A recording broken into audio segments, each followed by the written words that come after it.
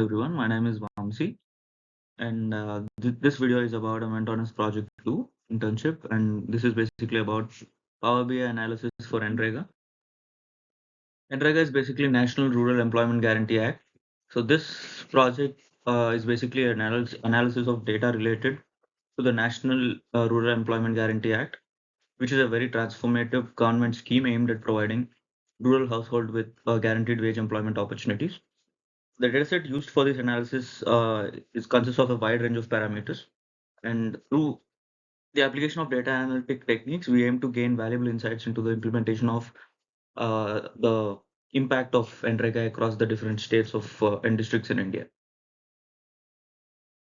When it comes to the problem statement, Nrega is a vital initiative to alleviate unemployment and develop the poverty.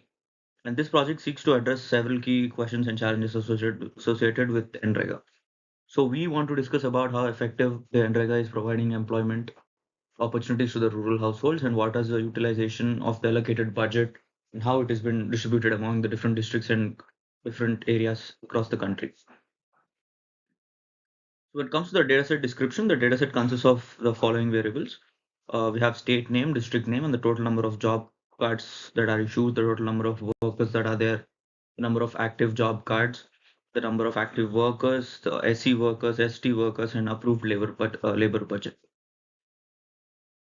So the dataset analysis of Nrega, there are few metrics and certain types of problem statement that needs to be addressed in order to make this data analysis very informationable and very valuable.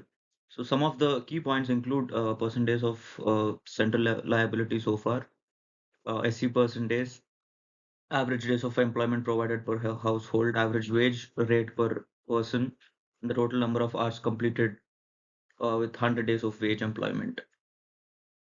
So the data analysis has been done in Power BI. So once we download the data set and then we have to import the data set into the Power BI dashboard.